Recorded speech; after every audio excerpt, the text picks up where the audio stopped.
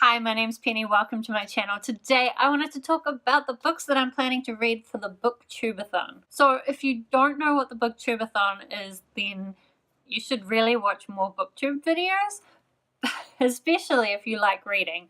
But basically it is a one-week readathon from the 30th of July until the 5th of August. It's probably one of the biggest readathons on Booktube, and there's 7 challenges that you have to work through. There are also like daily video challenges and Instagram challenges. I really want to do those, but it can be a little bit harder because New Zealand time zones means that the challenges often get announced really close to the end of my day, and then it can be quite hard to do them with short notice, like shorter notice than everyone else has. These are the challenges of living in the future. So we'll see what happens, but I might at least try to vlog the readathon. Who knows? But let's talk about the books that I plan to read for the challenges. So I've kind of combined the first 2 challenges. So the first one is to do a coin toss for which book you're going to read first, and then the second one is to read something about something you want to do. So I did just have 2 audiobooks come in from my hold list, and they're both short self-improvement audiobooks, so I think they're perfect for the Booktube-a-thon and also perfect for something I want to do. So the first one is The Subtle Art of Not Giving a Fuck by Mark Manson. I would definitely like to give less of a fuck for things that don't matter, so that definitely counts for something I want to do. And then the second one is Get Your Shit Together by Sarah Knight. Again, I would love to get my shit together. I mean, I kind of have a little bit of my shit together, but I could do better. So we'll see if this audiobook helps. I'm actually not going to flip a coin now to say which one of those I'm going to read first. I'll do it on the day because I think that's a little bit more exciting. But it will definitely be one of those 2 because my first opportunity for reading is going to be on my drive to work. So it has to be an audiobook. Then challenge number 3 is to read a book to movie adaptation and also watch the movie. And for this, I'm going to read The Changeover by Margaret Mahy. So I picked up this book at a book fair earlier in the month, sometime recently. And I really want to read it. I also really wanted to watch the movie, and I've actually ordered the DVD so that I can watch it. It's also a children's book and also relatively short, like 214 pages or so. So short books are the way you want to go on Booktube-a-thon, because the last challenge is to read 7 books in the week, a book a day. You got to get through them. So I think this one will be a really good one, and I am actually really excited to watch the movie. So then the 4th challenge is to read a book with green on the cover. So for this, I'm going to go with Low, Volume 1, The Delirium of Hope by, I can't say this, Remenda Tokini. This definitely is a beautiful cover, and it's also very green. I got this out of the library a little while ago, and it is due back, so I need to get to this. It's a graphic novel again, so it should be a really quick read, so it's perfect. I should note, I think actually a lot of these books I have not very much idea what they're about, but I have seen a few people talk about this recently and say that it's good. Maybe they said that. Who knows? So challenge number 5 is to read a book wearing a hat. So basically read a book, and the whole time you're reading that particular book you have to wear a hat. So I will be wearing this hat. This little beanie that my mum made me, knitted me. It's very warm and cute, which given that it's the middle of winter is amazing. I wear this a lot in the mornings. I'm not entirely sure which book I will read this for. I normally listen to my audiobooks in the morning, but I also listen to them at lunch, and lunch often it's getting a little bit warmer, so I might not want to wear this. But I have been recently, like in the very wintry last month, it was very cold and I had my heater on all the time, and my power bills have gone crazy. So this last week I tried not to use my heater at all. And it's been quite cold and a bit of a challenge, so maybe I'll wear my hat when I'm at home and reading, and I'll keep nice and warm. Ugh. So then the next challenge is to read a book with a beautiful spine, and I had a look at my to read shelves, all the beautiful spines, and there are There are a few, but none of them that I can read because either they're massive and thick and we're just not going to do that for Booktube-a-thon. That's a terrible idea.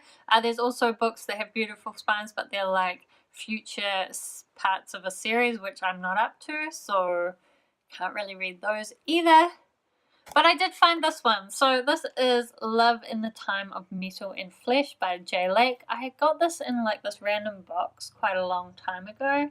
It does have, I don't know, it's a bit of a weird cover, but it does have really lovely colors. And I think the spine is quite pretty. Yeah.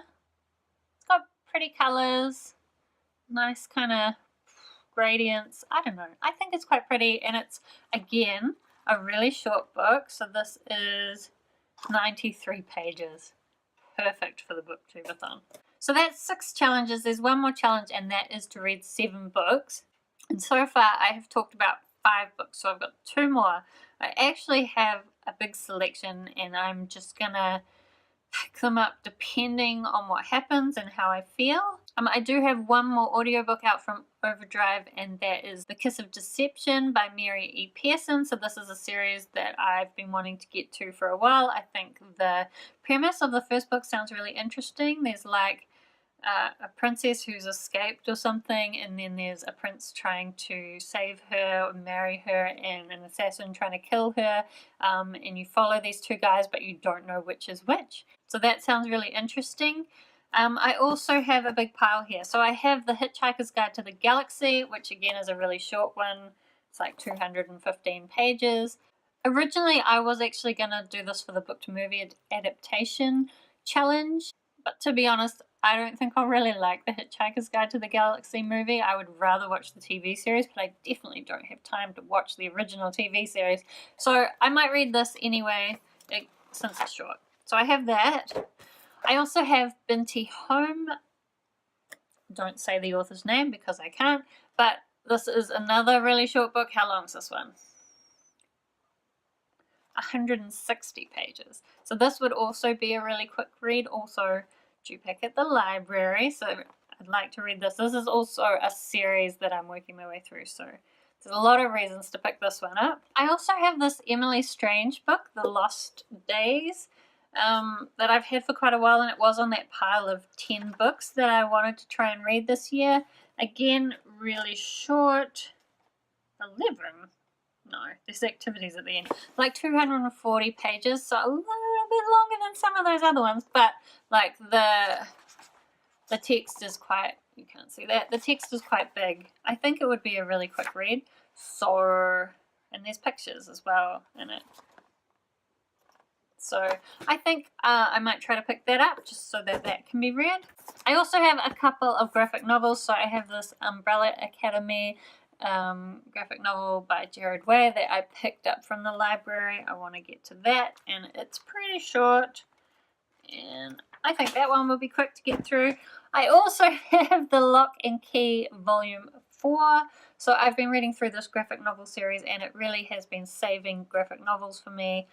So far, most graphic novels I've read have been a bit of a disappointment, but this series I'm really enjoying. I just finished Volume 3, and when I finished it I was like, I need Volume 4! So I got Volume 4 from the library. It's a little bit longer than the other ones, but still pretty short, and I'm sure that I would get through this so quickly. Look at the keys!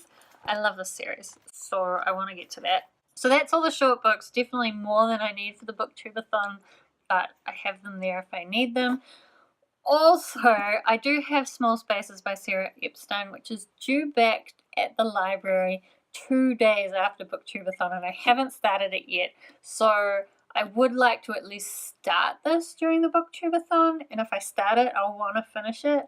But this book is 378 pages, and that's not that long, but for Booktube-a-thon it's quite long, because reading 7 400-page books in a week would be impossible.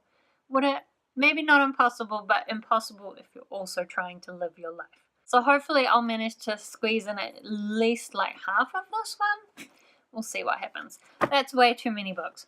Way too many books. I definitely won't read all of them, but if I can read a significant amount of them, I'll be pretty happy.